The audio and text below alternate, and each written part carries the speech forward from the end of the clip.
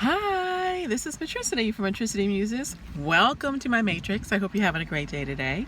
It's a little bit cooler today, and I am here at the Battery enjoying a little bit of sea breeze before my daughter gets off from work, and I'm also listening to the lapping of the ocean. And sitting here has reminded me that this is Throwback Thursday. So here is a lovely story from my trip to the Bahamas when I went diving down to a coral reef. Oh my gosh, so amazing, so beautiful. Well, my friend Cynthia and I went to the Bahamas together. She actually won a trip at work, and we worked at the same place in retail, and she won a sales trip for making her sales goal for the previous year. It was an all expenses paid trip for two for a week at the Bahamas at Paradise Island. So they flew us over there by plane. We had a wonderful suite in Paradise Island, the big resort there, Atlantis. I don't know, but we had a fabulous time. And one of the things we did was go diving to a coral reef. Now, if you remember from the story earlier that I told you a couple weeks ago about my friend Cynthia and going on the banana boat with me in the Bahamas, she can't swim. So we had to do a lot of come to Jesus talking about going diving, because I really wanted to go diving because as I was a swimmer, good swimmer, and I really wanted to go on this excursion. And we talked about it, and we looked at how it was going to be done. You didn't need to know how to swim to go down underneath the water. You just had to be calm underneath the water. And she assured me she could be calm and get through it, and we would be fine. So we went on the excursion. Well, we had to go to get to the excursion or get out to the reef. We had to go to the docks somewhere in the Bahamas, and we were picked up by a boat. And on our excursion, there were there was another couple, a married couple, who decided to go with us. So there were four of us from the sales trip, and some other people that we didn't know. So there was like probably 6 people on the excursion, which was probably enough, you know. So the captain took us on the boat, pretty good sized boat, and we had to travel about 30 minutes by boat to get out to the middle of the ocean in the Bahamas to where the coral reef was. So it was a wonderful trip out there, that 30 minutes riding out there. I mean, the water was crystal clear. You can see the bottom. And with that, of course, with it being crystal clear, I had no idea how deep it was. I just know that it was deep. But you couldn't tell how deep because the water was crystal clear. So you're looking down and you're thinking, oh, that could be just like 2 feet of water because it's so clear you can see the bottom. But no, very deep out there. So we finally get out to the reef. We dock, and our captain starts to give us all the explanation of what we need to do, the equipment, and how this is all going to work. So basically, and I had taken, I didn't know what kind of diving I was going to attempt to do while I was in the Bahamas, and I actually taken some dive classes at our local,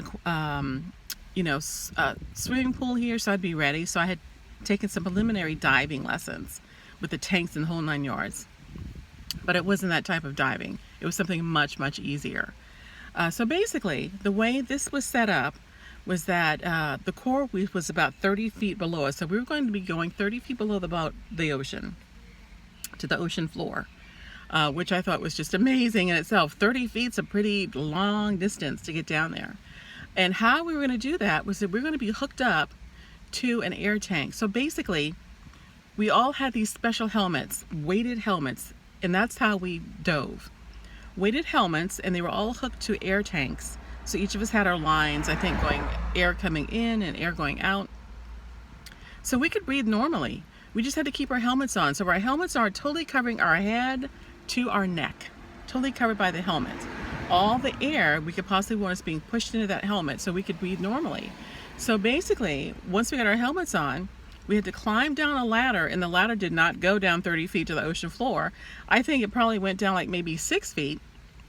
And when we got to the end of the ladder, we just had to let go, and we would drop the rest of the way. Well, that drop was kind of steep because we had that lead-weighted helmet on, so our drop was quick when you hit the bottom. So all of us, we put on the helmets, we got down to the end of the ladder one by one, and we dropped. And my friend Cynthia, I dropped first, so I could be there first to be with her. So then she dropped, And so when she got to the bottom, to the ocean, I grabbed her hand because I was looking out for her as far as, She can't swim. I'm not going to let her panic under the water. She has all the air she can need. We don't need to swim under there. We just need to walk and follow our guide. So that's what we did, and she was perfectly fine. The reef, once we got to the bottom, the reef wasn't too far away. So our air hoses, I guess, had some length to them because we had to walk, like say, another 5 to 6 feet to get to the reef. So we got to the reef, and we'd been given all the instructions about what we would see down there, what we could pick up, what we could touch, what we couldn't touch. Of course, we couldn't bring anything back with us, but it was just so amazing. Underneath the water, the coral reef was alive with sea anemones and fish, beautiful multicolored fish that you've never seen before. The coral was amazing, such beautiful colors. Some of them would be opening, like blooming, and then go back in and bloom again. So that was amazing to see. Some of the anemones also did the same thing.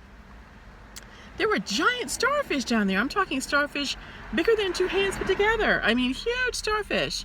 And there were little ones too, but huge ones. And so our guide, let us pick up the huge starfish, and we passed it around.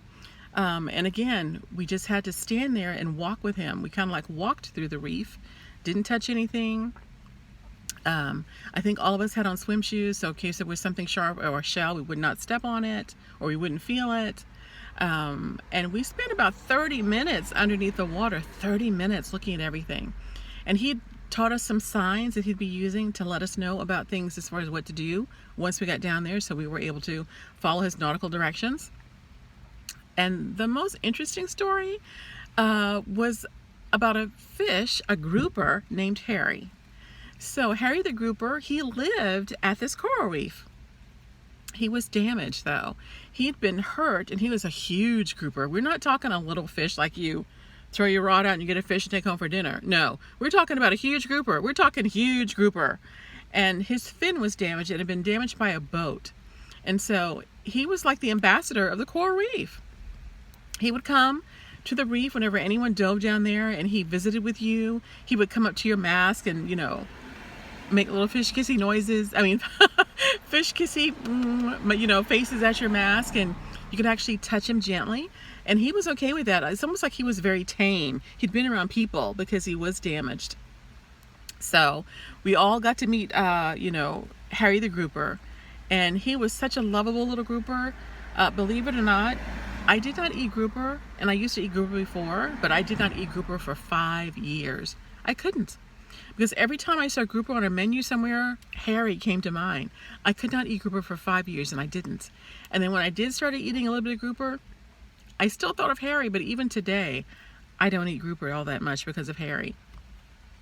But it was the most beautiful, still, under the water, it's very quiet, it's silent under there, but the visual is what you get as far as being able to see such magnificent colors that are so bright, unbelievable colors as far as the animals and the plants down there.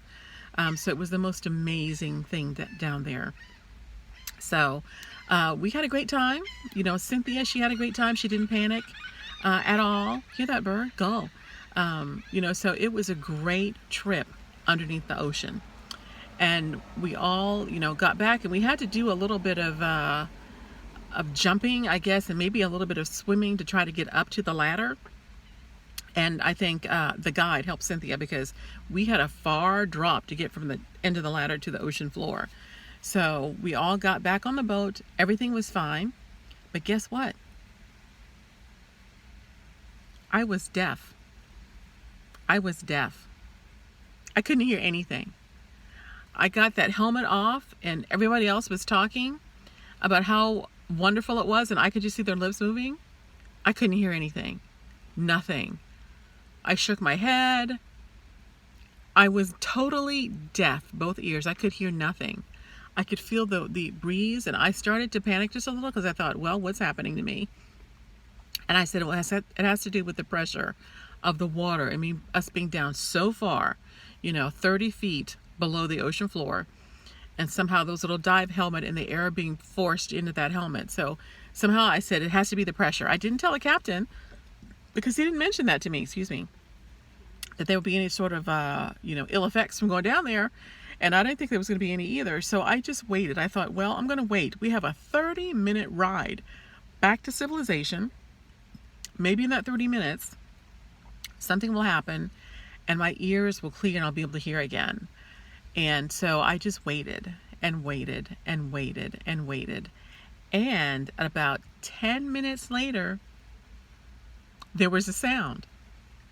Now, when you are in your bathtub taking a bath and you let the drain out, the water drain out of the tub, the very last sound you hear before the water's all gone, it's kind of like that gurgling, loud gurgling as it's ending. That sound happened inside my head, inside, literally. It's like a drain, like the bathroom tub was draining inside my head. I heard that loud gurgling and poof, all of a sudden I could hear again. I was so happy. I was like, I don't know what that was about, but suddenly I could hear again. Well, then I was okay, had no problem since then.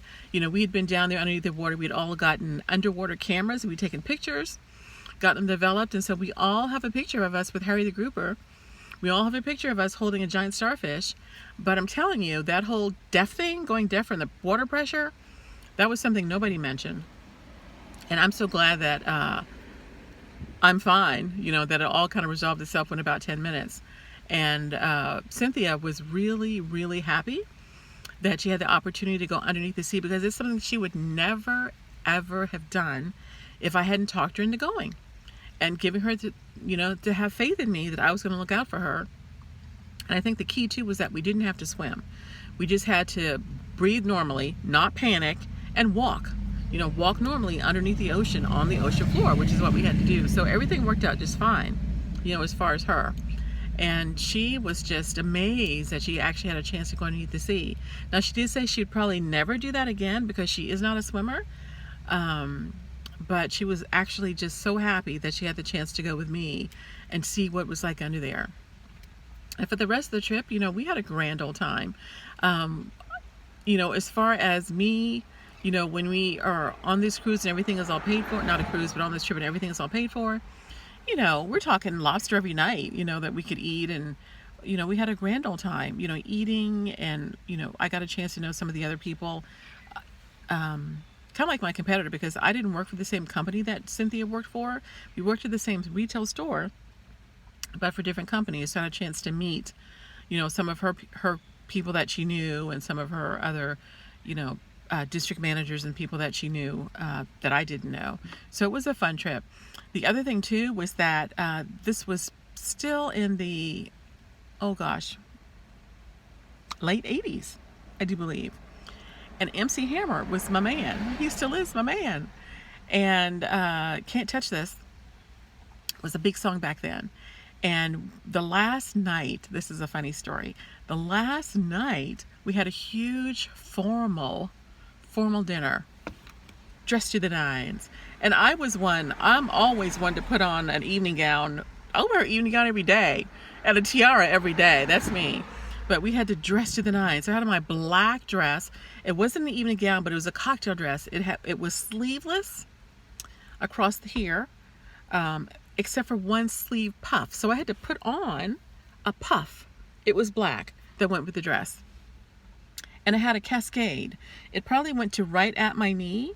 And on the right side, I had a cascade of material, like a tier, another longer tier, and then a longer tier that almost went to the floor. So let me tell you, I was a hot mama, as far as looking good in my formal attire. Had hair up in a bun, had the glittery jewelry. But when MC Hammer, during the course of the night, they played lots of dance music and we danced. And we danced. Cynthia and I danced all night long. Had the grand old time. And when MC Hammer's song came on, Can't Touch This, it was no whole bars. Katie barred the door.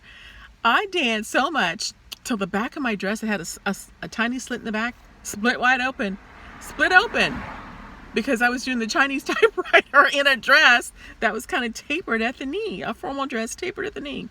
And I had hiked it up some so that I would not ruin the dress. But let me tell you, the music took over. And I did end up, tearing the slit a little bit higher. So, but it was all good. We had a fantastic time on that trip, and it was the most amazing thing. So when I look back on that trip, we both did things that we dared to do that we might not have done in any other circumstances. But at that time, at that place, with those people and us together, especially with her being a non-swimmer, taking those risks and those chances together. And so that's how life is. You can't just sit back and wait, hoping things are going to work out, waiting for the right time to do something. It's never going to be the right time.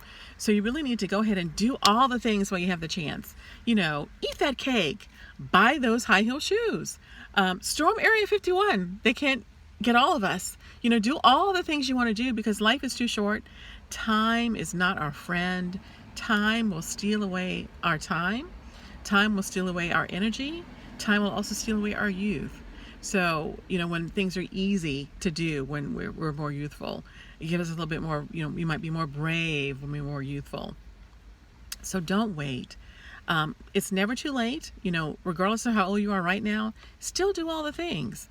Do all the things that you want to do while you have a chance, because when you get older rather, and if you become infirmed, let's say you do lose mobility, you want to look back on your life when you're sitting in a wheelchair thinking, gosh, I had the chance to do so-and-so and I never did it. And gosh, I had the chance to do so-and-so and I wish I had done it. You never want to be able to look back on regret and do that. So, and I don't think I will, because I try to do all the things I want to do when I have the chance to do them. To go to all the places, eat all the good food, buy the shoes. Let me tell you, I've bought all the shoes.